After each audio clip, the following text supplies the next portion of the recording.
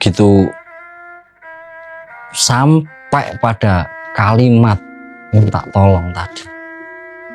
Tolong tengok rumahku, tolong bersihkan rumahku, tolong doakan aku. Mencoba memutar lagi, keluar lagi suara itu. Tetapi ketika 3 kali dia mencoba mereplay kalimat itu, kaset itu langsung rusak.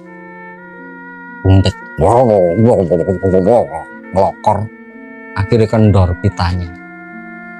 Si Imron berpikir, padahal dia setiap sebulan sekali datang ke rumahnya, membersihkan rumahnya, mendoakan. Iya, aneh.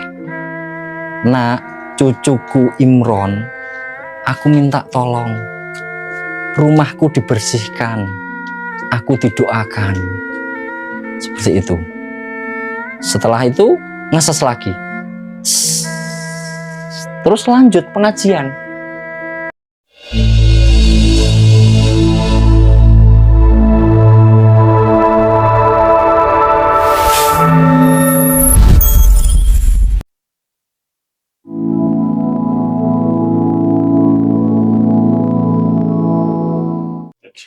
Salam jumpa, selamat bertemu di channel Kelana Bercerita. Channel ini akan menceritakan tentang sejarah lokalitas, horor, mistik, urban legend, dan banyak hal yang mungkin tidak terungkap dan susah diterima oleh sains dan akal sehat. Seperti apa ceritanya? Mari kita dengarkan. Jadi kisah-kisah yang akan saya bawakan ini adalah kisah kiriman dari kerabat, dari teman, dari sobat Kelana dimanapun berada. Jika Anda memiliki cerita-cerita yang menarik, bisa kirim ke email berikut ini atau nomor WA ini. Di situ nanti akan saya bawakan ceritanya dan akan bisa dinikmati oleh semua orang yang mengakses channel ini. Selamat menikmati. Pada kesempatan ini, saya akan menceritakan tentang pengalaman teman saya yang bernama Sani Lais. Dia ini adalah ketua komunitas sepeda Kosti, Jawa Tengah. Jadi komunitas sepeda tua Indonesia di wilayah Magelang. Jadi Jawa Tengah, tepatnya dia di wilayah Magelang, dia adalah ketuanya. Kesehariannya dia seorang pedagang barang-barang antik atau barang-barang kuno, atau bisa jadi barang bekas yang masih layak pakai. Bisa untuk dipakai lagi, bisa untuk menjadi barang koleksi. Itemnya banyak sih, tidak hanya sepeda tetapi juga ada aksesoris, ada benda pakai, hiasan dinding dan lain sebagainya. Nah, pada suatu hari si Sani ini mendapat kabar dari seseorang untuk mendatangi ke rumahnya dan mengecek barang apa saja yang bisa dibeli oleh dia. Karena orang yang nelpon ini tidak tahu mana kategori yang antik, mana kategori barang lama, mana kategori barang bekas. Tapi pada intinya dia memperbolehkan apa yang ada di rumahnya untuk dibeli semua. Lalu datanglah si Sani ini dengan penuh semangat. Sani ini kalau di Magelang dia tinggal mepet Muntilan, namanya Kampung Blabak, daerah Kecamatan Blabak seperti itu. Nah, dia mendatanginya di arah Jogja, yaitu sekitaran Tempel situ. Di situ banyak sekali memang barang-barang yang mungkin bisa menguntungkan bagi Sani ini.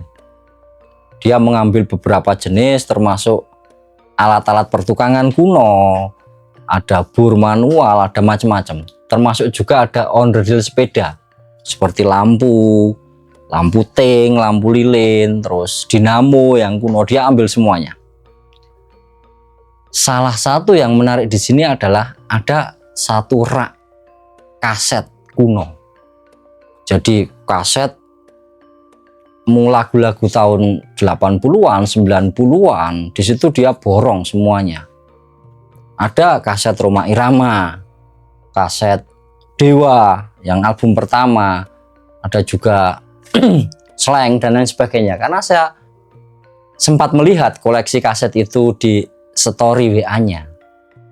Dia sering membuat story Iwan Fals, Kuno, bahkan ada satu album yang di situ Iwan Fals itu kolaborasi musik jenaka, judulnya musik-musik humor, musik jenaka. Yang dia bawakan itu sing lagu Hey Mr. Gele, gak taunya tele, itu masuk di album jenaka. Itu hanya satu lagu Iwan Fals. Waktu itu acaranya di TIM, Taman Ismail Marzuki. Nah, Iwan Fals di teks kaset itu tulisannya bukan Iwan Fals, tapi Iwan Fales, masih seperti itu, Iwan Fals, seperti itu. Menarik sekali koleksinya. Nah, sebelum dia menjual kaset-kaset itu, dia selalu ngundang orang digaji, dikasih rokok, dikasih kopi, dikasih cemilan. Tugasnya hanyalah mendengarkan kaset satu persatu, ngecek untuk mengetahui kualitas pitanya. Jadi kalau di tengah-tengah lagu ada yang kendor, ngelokor, orang ini nyateti kaset ini pas lagu ini minus, ngelokor di sini. Ini berkaitan dengan nilai jual nanti, harga jual. Sani ini akan selalu jujur kepada calon pembeli bahwa kaset ini ada minusnya di sini karena sudah didengarkan. Nah, dari puluhan kaset ini ada satu kaset yang tidak terkenal, yaitu kaset pengajian. Kiainya juga tidak terkenal karena itu kaset yang tidak dijual belikan, hanya merupakan rekaman pribadi yang ikut kejual. Jadi kaset itu pada tahun 90-an, 91, 92 lah, mungkin 90-an itu mungkin Pak Kiainya request sama tukang sound, tolong saya nanti direkam. Dia membawa kaset sendiri, di mixer tuh, diolah. Setelah pengajian selesai, kaset ini dikasihkan. Seperti itu mungkin ya. Jadi menjadi koleksi pribadi. Nama Kiai itu kalau nggak salah Mbah Hasim di situ. Iya, Mbah Hasim gitu saja tertulis di situ, tidak ada kepanjangan dan titel Kiai Haji nggak ada. Hanya Mbah Hasim. Itu pun tulisan tangan pakai ballpoint di label kasetnya. Nah, orang yang sering diundang oleh Sani ngecek suara itu namanya Pak Hartoyo, tapi lebih familiar dipanggil Mbah Jambul. Dia sebenarnya kesehariannya seorang jasa sul sepatu. Nah, keliling di kampung, nanti kalau dipanggil datanglah ke tempat Sani, bisa semalam suntuk di situ, ngopi, ngerokok sambil dengerin kaset. Karena memang hobinya dia mendengarkan musik apapun dia hobi mendengarkan, dan dia paham bahwa ini ada minus di mana, ada kurang di mana, dan lain sebagainya. Nah, ketika kaset pengajian ini diputar, durasinya mungkin sekitar 1 jam kalau nggak salah, 1 jam lebih dikit. Semula biasa saja, muqaddimah, ingkang kawula hormati dan lain sebagainya lah, muqaddimah pakai bahasa Jawa campur lah, kromo inggil, ada Jawa ngoko, ada campur bahasa Indonesia sedikit dalam pengajian itu. Dia masih mengupas tentang ajaran-ajaran agama, tentang kebajikan dan lain sebagainya. Mbah Jambul ini mendengarkan, tapi di pertengahan kaset itu diputar, tiba-tiba terhenti suara itu. Terus terdengar suara hanya ngeses. Lama. Mbah Jambul penasaran. Dia reply ulang lagi, setel lagi, sama kejadiannya. Pengajian tiba-tiba terputus. Tak. Suaranya ngeses lagi. Dia ambil kasetnya, kocok-kocok, terawang, barangkali ada yang error, tidak ada masalah, setel lagi, cetek. Pada momen itu kejadian sama lagi, tek, ngeses. Padahal putaran kaset di sini masih panjang, belum set B. Jadi ada set A dibalik set B kan gitu. Ini masih set A. Seret, terputus, ngeses. Mbah Jambul penasaran. Akhirnya ditungguin. Ngesesnya sampai mau berapa menit, berapa jam dia akan menunggu. Ditunggu lama, mungkin sekitar 3 menitan. Keluarlah kata-kata dari Mbah Hasyim tadi, tetapi dengan intonasi suara yang tidak seperti di pengajian tadi, yang biasanya intonasi pengajian misalnya dengan seperti ini. Barang siapa melakukan kebajikan maka akan mendapatkan. Nah, seperti itu. Nah, ini intonasinya berbeda. Menjadi sangat rendah, menjadi sangat seperti tidak ada energi ya gitu, lemes gitu ya. Di situ ada kalimat seperti ini. Ger putuku Imron, dia menyebut nama Imron di situ. Aku njaluk tulung, nggonku ditiliki, nek reget diresiki, aku njaluk dikirimi donga. Seperti itu kurang lebih. Jadi kalau ditransit bahasa Indonesia seperti ini. Nak, cucuku Imron, aku minta tolong, rumahku dibersihkan, aku didoakan. Seperti itu. Setelah itu ngeses lagi, terus lanjut pengajian seperti awal tadi, berlanjut seperti itu. Mbah Jambul masih penasaran, dia reply lagi, putar, suara masih sama. Jadi sebuah permintaan untuk rumahnya dibersihkan, untuk didoakan dan lain sebagainya. Akhirnya dipanggillah si Sani ini. Sani udah tidur karena udah malam, itu jam 2. Apa Mbah? Iki. Karena Mbah Jambul sudah ketakutan, merinding mungkin. Dia bangunin Sani yang di kamarnya, diketok-ketok. Akhirnya bangunlah Sani. Ada apa gitu? Nopo Mbah? Iki ono sing aneh, iki aneh iki. Coba nek menurutmu piye? Kalau menurutmu seperti apa ini? Setel ulang pengajian yang tadi berapi-api, berkobar-kobar, tiba-tiba terhenti, tek, ngesek. Ada kalimat pesan tadi. Bersihkan rumahku, ditengok rumahku, kirimi aku doa. Hilang lagi seperti itu sambil menyebut nama Imron di situ. Nah, si Sani kaget juga. Ini nggak nyambung sama pengajiannya. Ini nggak nyambung. Intonasi suaranya juga berbeda dengan nada pengajian tadi. Saking penasarannya, udah lambang ini dilanjuti saja rekamannya. Nyetelnya dilanjutin sampai selesai. Nanti set B-nya didengerin besok. 2 orang ini malah justru nggak bisa tidur karena mikirin itu. Diulang-ulang. Sangat jelas pesan itu terdengar. Sampai akhirnya Sani ini penasaran tapi pura-pura menipu diri. Allah nggak apa-apa lah, dicuekin seperti itu. Sebenarnya niatnya adalah supaya Mbah Jambul ini jangan kepikiran dan jangan kapok kalau diundang lagi untuk mendengarkan kaset. Jadi Sani bersikap datar saja. Mbah, nggak apa-apa itu, anggap saja itu memang nggak ada apa-apa gitu. Jambul sebenarnya takut karena kalimat Sani ini tidak meneduhkan, tapi malah justru membangkitkan rasa penasaran, tapi takut.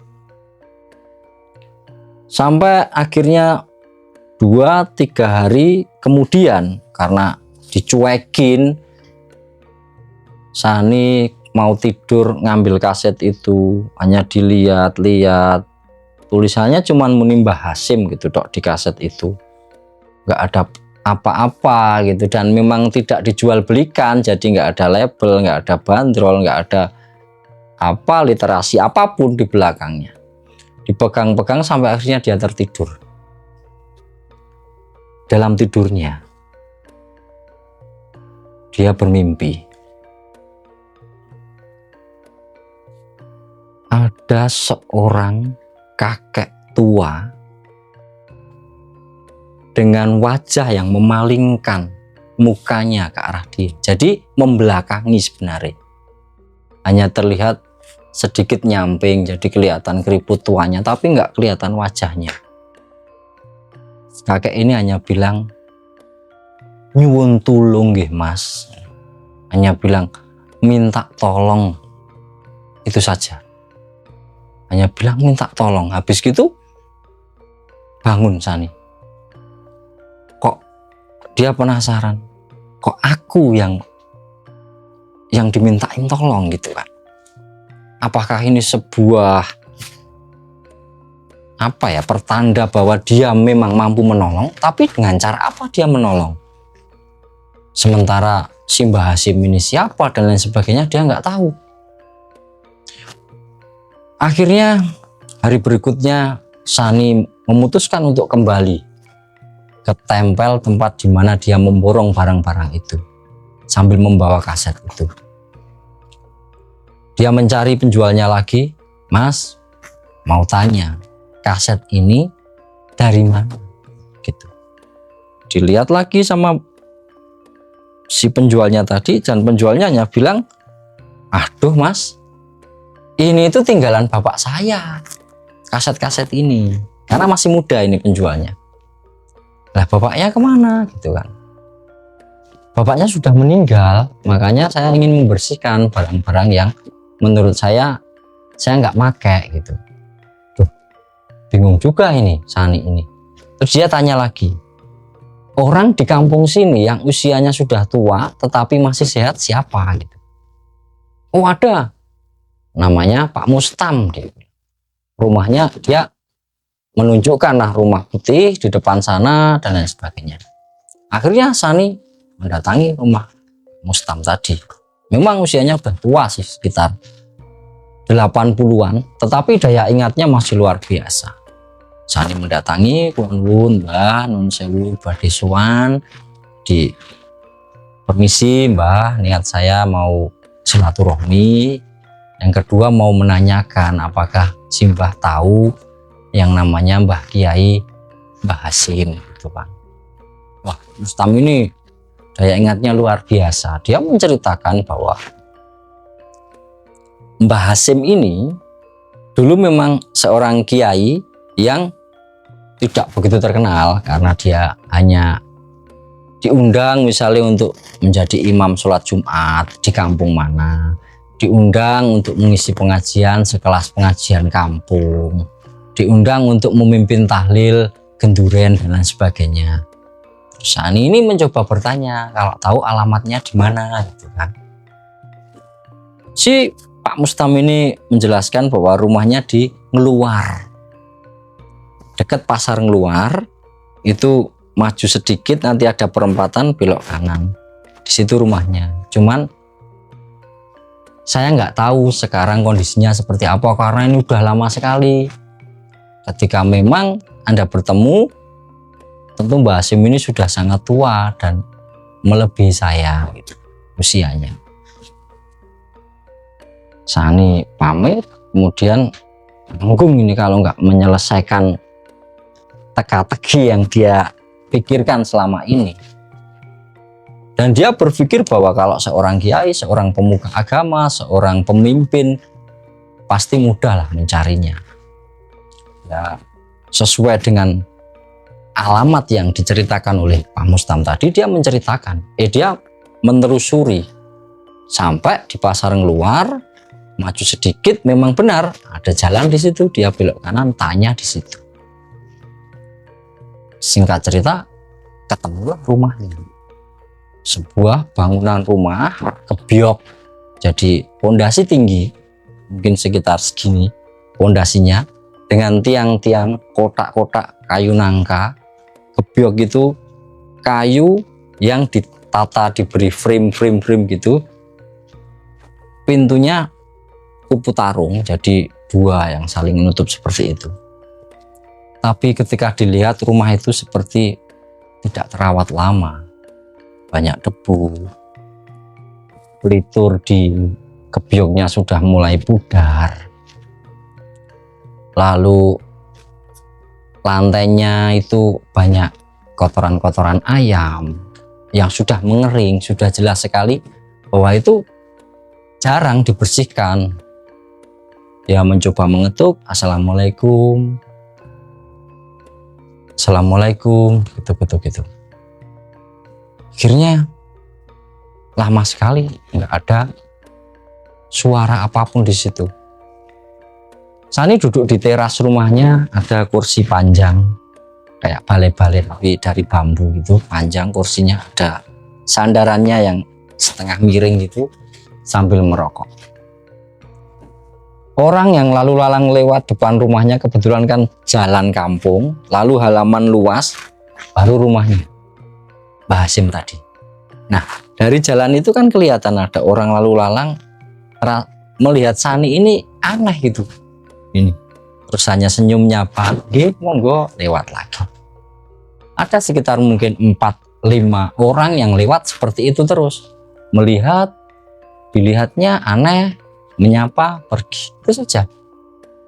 Sampai akhirnya ada seorang bapak-bapak yang sedang pulang dari ladang, lewati jalan itu, nggak cuman mengangguk tapi mendatangi.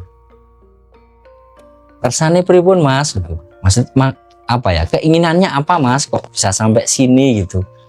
Sani menceritakan tentang kejadian itu. Saya mencari Mbah Hasim gitu. Waduh, Mbah Hasim itu sudah sedo, sudah meninggal, dan meninggalnya sudah lama. Mungkin ada kalau 7 tahunan yang lalu. Nah, Sani kan. Terus Sani menanyakan tentang keturunannya, maksudnya anaknya, cucunya, di mana gitu. Anaknya ada 3 dan semuanya sudah punya rumah di kota mana, dan rumah ini kosong. Hanya ada 1 cucunya yang sering mengunjungi, membersihkan, itu pun mungkin sebulan sekali karena cucunya ini kuliah di Jogja. Nah, Sani kemudian bertanya, cucunya yang sering kesini namanya siapa? Dia menjawab Imron. Kayak sana, cuma kayak yang di kaset itu. Kalau boleh tahu nomor HP-nya Imron, atau tinggalnya di mana, atau kuliah di mana? Si bapak ini hanya geleng-geleng, nggak tahu, karena dia jarang sekali berkomunikasi dengan Imron, paling cuma bertegur sapa saja. Tapi setahu dia hanya kuliah di Jogja gitu kan. Nah, bapak ini menceritakan kalau dia datang ke sini biasanya tanggal muda, sekitar tanggal 1, tanggal 2 itu pasti gitu kan. Nah, Sani penasaran nih, lihatnya kalender di HP-nya memang 2 hari lagi adalah tanggal 1. Biasanya pun jam pinten nek mriki Pak? Biasanya jam berapa Pak kalau kesini? Biasanya pasti pagi ya kan. Pagi sekitar jam 7, jam 8 itu sudah nyabu di teras ini si Imron. Nggih, matur nuwun. Terima kasih. Akhirnya Sani pulang. Beberapa hari kemudian tanggal 1 dia datang sambil membawa tape mini compo. Jadi memang tape mini compo ini juga dagangan, tapi bisa untuk nyetel kaset tadi. Dia bawa ke situ sambil bawa kasetnya. Memang benar ada seorang anak muda yang sedang membersihkan halaman, membersihkan teras dan sebagainya. Dia datang, menyapa, assalamualaikum, permisi, terus menceritakan tentang maksud dan tujuannya. Apakah benar jenengan ini cucunya Mbah Hasim gitu? Oke, gimana? Terus Sani menceritakan tentang dagangan kaset ini, pengajian. Kok ada, kalau bisa saya beli, malah seperti itu si si Imron ini malah mau beli karena dia nggak tahu kalau pernah direkam. Lalu Sani, Mas, coba ya dengarkan ini. Saya penasaran dan ini menjadi teka-teki yang sangat sulit saya pikirkan. Bahwa Mbah Hashim ini pengajian di tahun 90-an, tetapi ada pesan di sini. Dan sekarang Mbah Hashim sudah meninggal. Kira-kira seperti apa? Setahu saat itu, si Imron mendengarkan dengan mata berkaca-kaca karena ternyata memang Imron ini salah satu cucu yang paling dekat sama Mbah Hashim. Tapi waktu itu masih kecil si Imron ini. Begitu sampai pada kalimat minta tolong tadi, tolong tengok rumahku, tolong bersihkan rumahku, tolong doakan aku. Permintaan itu jelas. Imron kaget, mencoba memutar lagi, keluar lagi suara itu. Tetapi ketika 3 kali dia mencoba mereplay kalimat itu, kaset itu langsung rusak. Buntet, ngelokor, akhirnya kendor pitanya. Si Imron berpikir, padahal dia setiap sebulan sekali datang ke rumahnya, membersihkan rumahnya, mendoakan, iya, aneh. Hingga suatu hari dia memutuskan untuk, mungkin karena saya jarang ke makam. Baik, terima kasih Mas Sani. Kaset ini terus gimana ini rusak? Sani sudah, ini kalau mau dipakai jenengan dibawa saja, Sani seperti itu. Karena memang maaf ya, karena ini kaset yang tidak dijual belikan, mungkin juga susah Sani menjualnya gitu kan, apalagi sosok yang tidak terkenal gitu kan. Jadi lebih bermanfaat ketika diberikan kepada Imron biar menjadi koleksi, entah bisa didandani lagi atau enggak, Sani nggak tahu. Yang penting ini dikasihkan, terus ikrarnya selesai, Sani pamit. Nah, si Imron ini mendatangi makam kakeknya tadi pada hari Kamis malam Jumat. Bersihkan makamnya, ternyata benar ditumbuhi rumput yang udah tinggi-tinggi, tidak pernah ditengok, nggak pernah dijenguk. Bahkan batu nisannya, tulisannya Mbah Hashim itu sudah ketutup lumut sampai susah mencarinya. Kalau bukan cucunya, saudaranya, nggak bakalan ketemu makam itu. Rumputnya tinggi-tinggi, batu nisannya sudah ketutup lumut sama debu, nggak ada lagi jejaknya. Si Imron membersihkan dengan telaten, bahkan rumput kecil-kecil juga dia cabuti, tanah yang longsor dia kumpulkan lagi untuk bisa menjadi gundukan yang bisa ditandai bahwa itu makam. Tidak lupa si Imron juga membawa bunga tabur, lalu Imron membacakan doa-doa di situ. Pada saat itu Imron sudah saling bertukar kontak nomor handphone dengan si Sani. Nah, di waktu itu malam Jumat itu, Sani tidur di malam hari kembali didatangi kakek itu. Tapi saat ini si kakek dalam mimpi itu tidak lagi membelakangi atau menyerong mukanya, langsung berhadapan, tersenyum dan bilang, terima kasih Mas, matur nuwun sangat. Saya teduh di sini, saya sejuk di sini, bahasanya seperti itu. Kalau bahasa Jawanya, Mas matur nuwun sangat, kula pun ayem to mriki. Jadi ayem itu bisa diartikan teduh, sejuk, damai dan lain sebagainya. Lalu Sani juga menjawab, ya terima kasih, dalam mimpi seperti itu. Sampai akhirnya dia terbangun dan kabar-kabaran sama si Imron tadi, iya seperti ini, kami sudah berkunjung di rumahnya. Mungkin ending cerita seperti itu. Jadi kadang-kadang pesan dari leluhur, pesan dari alam yang berbeda dengan kita tidak langsung ke kita, bisa lewat orang lain dengan frekuensi yang mungkin sama atau hanya kebetulan saja kita menjadi jalannya. Jadi menurut saya jangan pernah sungkan untuk menolong orang. Lakukan, karena mungkin memang itu misi yang jenengan emban untuk bisa menolong. Sampai di sini dulu cerita dari saya.